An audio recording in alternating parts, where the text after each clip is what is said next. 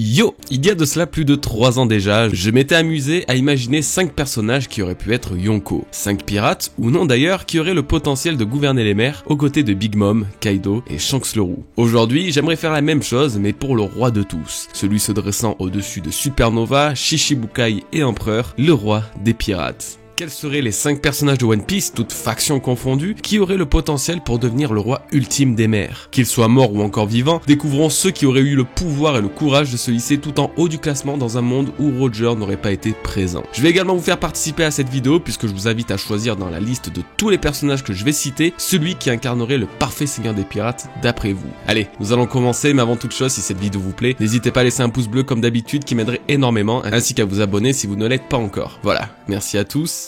Et commençons. Monkey D. Garp. Celui connu comme étant le héros de la marine, craint des plus grands pirates et ayant affronté les plus grandes menaces. Monkey D. Garp aurait été un homme avec tous les atouts pour régner sur les mers si le scénario avait été différent. Cet homme est une légende parmi les légendes. Mais pourquoi un marine est-il présent dans cette vidéo? Comme annoncé, le but est d'imaginer quel personnage aurait eu le potentiel de devenir le roi des pirates. Alors marine, révolutionnaire ou simple civil peuvent parfaitement être cités tant qu'ils possèdent certains prérequis. Arlong par exemple n'aurait eu ni la puissance, ni les connaissances, ni la destinée pour l'être, et ce même en changeant le scénario. Trafalgar Law, autre exemple, aurait déjà été plus intéressant. Il fait partie de la pire génération, possède la volonté du dit, etc. etc. C'est un raisonnement simple mais efficace, même si nous savons très bien qu'il en faut un petit peu plus pour réclamer ce titre légendaire. Le cas de Garp, en plus d'être un marine, est alors parfaitement intéressant à imaginer en tant que roi des pirates. Il avait la puissance nécessaire. C'est un fait, Garp était considéré à de multiples reprises comme l'égal de Roger, celui qui n'a jamais perdu, mais jamais gagné non plus face à l'homme ayant trouvé le One Piece. Être roi des pirates est forcément un honneur que l'on obtient par la force. Vaincre l'élite des mers possédant un Rod Poneglyph, par exemple, nécessite une puissance dépassant largement la moyenne. Garp n'aurait eu alors aucun mal à affronter les empereurs, à leur tenir tête, et peut-être même à les vaincre pour obtenir leurs trésors les plus précieux. Il aurait réuni un équipage légendaire. L'une des nombreuses qualités de Garp est le respect qu'il inspire auprès des autres. Évoluant aux côtés de Tsuru et Sengoku, deux marines des plus respectées s'étant aujourd'hui hissées en haut de la hiérarchie, Garp s'est malgré tout toujours distingué d'eux. Les jeunes recrues, aujourd'hui devenus de puissants amiraux, le respectaient, et ses supérieurs, eux, voyaient en lui un tel potentiel que les titres les plus honorifiques lui étaient décernés. Un homme comme Garp, suscitant autant d'intérêt venant d'autres personnages de cette envergure, aurait alors automatiquement réuni autour de lui des alliés incroyables en naviguant sur les mers. Il possède le Di. Le destin du roi des pirates semble être étroitement lié à celui des porteurs de la lettre Di. Que ce soit Goldie Roger ou Monkey D. Luffy, il semble que seuls les membres de ce clan ont la détermination suffisante et la destinée nécessaire pour oser fouler le sol de la dernière île, Laftel. C'est peut-être un peu réducteur pour les autres, ne possédant pas cette lettre dans leur nom, certes, mais l'argument n'est pas à négliger. Pour finir, concernant ce personnage, puisque de nombreux autres nous attendent, il est clair que Garp et sa philosophie actuelle ne quitteraient pas la marine pour devenir pirate. Mais si Oda avait échangé la place de Goldie Roger avec lui, eh bien je suis persuadé qu'il aurait fait un parfait roi des pirates. Lui et Roger sont similaires sur de nombreux points. La seule différence notable est qu'un est au service de la justice, tandis que l'autre l'est à la liberté.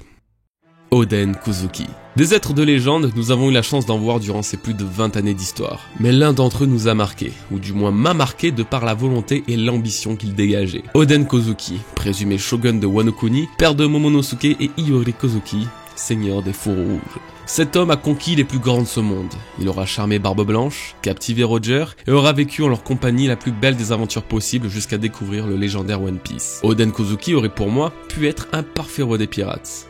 Sa soif d'aventure était sans limite. Parmi tous ceux qui nous ont été révélés dans One Piece, Oden fait partie des personnages ayant eu le plus grand appel à l'aventure. Toute sa vie et son désir de voyage n'ont été privés que par le caractère isolationniste de son pays. Pourtant, tout comme Roger et Luffy, sa volonté est guidée uniquement par le sens de la liberté. C'est sans doute le critère principal pour prétendre à ce titre. Après tout, qui serait fidèle à régner sur les mers s'il n'est pas prêt à affronter toutes les vagues de celle-ci? Oden est le genre d'homme à ne renoncer à rien pour atteindre son rêve. C'est une qualité récurrente dans One Piece, certes, mais rarement autant mise en avant.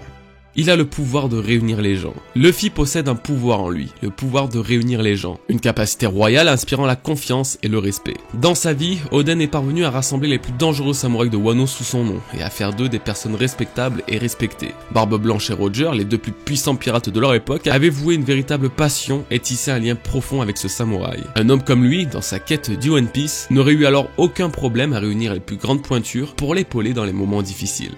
Il connaissait le langage des poneglyphes. Devenir roi des pirates ne se fait pas sans déchiffrer les poneglyphes, notamment les 4 rods poneglyphes, donnant ainsi l'emplacement de la mythique Laftel, dernière île où se cacherait le trésor de Roger, le One Piece. Lire le langage antique des poneglyphes est alors plus qu'une nécessité tout en étant une aptitude des plus rares. À ce jour, dans le présent de One Piece, seul Nico Robin est dans la capacité de déchiffrer les poneglyphes et offre aux Mugiwara une opportunité et un avantage unique. Oden n'aurait alors jamais eu besoin de personne d'autre que lui-même pour comprendre ce langage ancien, lui offrant un avantage alors incroyable sur n'importe qui au point que Roger lui-même n'aurait jamais atteint son objectif sans lui. En prenant du recul, Oden est finalement à l'origine même du titre actuel du roi des pirates. Sa puissance était incroyable. Pour un homme n'ayant jamais quitté sa contrée, il a été en mesure d'affronter Barbe Blanche à son apogée. Peut-être qu'il ne l'aurait pas surpassé, mais celui qui allait devenir empereur a pourtant bel et bien senti un danger, une menace provenant d'Oden lors de leur première rencontre. Il n'était pas au niveau de Roger non plus, ni sans doute à celui de Garp, pourtant il était en mesure d'affronter et même de vaincre le terrible Kaido, connu comme étant la créature la plus forte du monde. Même si Oden ne possédait pas la force de se citer précédemment, elle était suffisante pour se distinguer et se placer en haut du panier. Finalement, ce samouraï du pays de Wano avait de nombreux atouts qui aurait fait de lui un parfait roi des pirates. Mont Blanc Norland. Il y a 400 ans, dans les eaux tumultueuses de Grand Line, naviguait un homme et son équipage en quête de découverte. Considéré comme un explorateur, son expérience faisait de lui un capitaine hors pair, aimé et admiré par ses hommes. À son époque, il découvrit une île nommée Jaya, cachant en son sein le trésor d'une civilisation, la cité d'or de Shandoa. Je parle évidemment du grand, ou devrais-je dire du mythique, Mont Blanc Norland. Cet homme est une espèce rare du monde de One Piece. Ni qualifié de marine ou de pirate, il était explorateur et botaniste de surcroît. Le combat, le pillage, ce n'était pas ses principales sources de motivation. Alors pourquoi l'imaginer lui en tant que roi des pirates et pas un autre ? C'était un explorateur et un navigateur invétéré. Il dominait la mer avec ses connaissances en navigation. Grand Line ne l'effrayait pas, alors que la plupart des marins de l'époque en revenaient traumatisés. North Blue en passant de Paradise jusqu'au Nouveau Monde, ses voyages l'ont mené sur les 4 coins du globe. Il semblait alors être le plus grand capitaine de son temps, dans un monde où la piraterie était incroyablement moins présente qu'elle ne l'est aujourd'hui. Ses explorations l'ont mené à découvrir des reliques anciennes telles que les poneglyphes justement, seule la capacité de les lire le lui manquait. C'était un personnage puissant pour son époque. L'une des scènes mémorables de Norland est son introduction. Alors que son navire est menacé par un roi des mers, le capitaine n'hésite pas à plonger en mer et affronter cette menace dans son élément naturel. Évidemment, ça sera une grande victoire pour Norland qui vaincra sans mal ce mastodonte. Dans le même esprit, il tranchera également en un seul et unique coup la tête du dieu serpent Kashigami. Plus tard, il survivra à un glissement de terrain l'ayant bloqué et aura la force suffisante pour bouger le sol. Son endurance, sa puissance et son intelligence se distinguent alors de tout humain normal. La marine était moins présente. Malgré tout, comment aurait-il pu devenir roi des pirates? Oui, il avait des qualités incontestables faisant de lui un marin hors pair, mais il était loin du niveau d'un Roger en termes de puissance. Eh bien oui, mais le contexte de l'époque était différent. Si Roger, Luffy et les autres ont besoin d'être si puissants pour atteindre Laftel et obtenir le One Piece, c'est principalement dû à un concours de circonstances. Les gens sont à la recherche de ce trésor inconnu, ils prennent alors la mer et deviennent plus puissants, ce qui augmente le danger et par extension la présence et le renforcement de la marine sur les océans. Il y a de cela 400 ans, les mers auraient été alors plus calmes, la concurrence pour le One Piece inexistante, puisque pas d'âge d'or des pirates, et la présence de la marine et du gouvernement beaucoup moins prononcée. Norland, sans être l'équivalent de Roger et Luffy, aurait pu faire son bonhomme de chemin avec beaucoup moins de turbulences que ces deux derniers, jusqu'à devenir le seigneur des mers. Shanks le Roux et Baggy le Clown. La quête de Goldie Roger jusqu'au One Piece n'a été guidée que par sa seule volonté et détermination. Un équipage immense et soudé était présent derrière lui, le suivant jusque dans les plus grands combats ou dans ses plus grandes aventures. Qui d'autre qu'un, parmi eux, aurait pu récupérer l'héritage que leur capitaine a laissé pour siéger fièrement sur le trône de roi des pirates. Pour cela, il ne faut pas d'un Rayleigh qui avait le même âge que Roger, mais plutôt de jeunes pousses d'une nouvelle ère tels Shanks et Baggy. De tous ceux qui ont été cités dans la vidéo, ces deux-là auraient été les parfaits successeurs de Roger, et ceux-ci chacun à leur façon. Ils avaient les connaissances. Bien qu'ils ne se soient pas rendus sur Laftel avec le reste de l'équipage des suites d'un triste coup du destin, ils savaient comment s'y prendre pour déchiffrer les poneglyphes. La carte et le plan de route détaillé étant en leur possession, leur procurant un avantage unique sur les autres. Ils savaient comment s'y prendre pour et quel était le but réel des poneglyphes dans cette grande quête de la dernière île. Shanks avait la puissance. 20 ans après la dissolution des pirates de Roger, Shanks s'est hissé au sommet de la hiérarchie des mers. Devenu un des 4 empereurs, il est considéré comme l'égal de monstres de puissance tels que Kaido, Big Mom ou encore Barbe Blanche. Cette force psychologique et physique fera de lui un homme respecté parmi ses pairs. Le Gorosei l'accueille sur sa terre sainte en pleine rêverie pour écouter ses requêtes, tout comme Barbe Blanche, bien que cela se soldera sur un bref affrontement. Un affrontement qui, à l'image de celui entre Kaido et Big Mom, fendra les cieux en deux, montrant l'incroyable puissance que détiennent ces 4 personnages.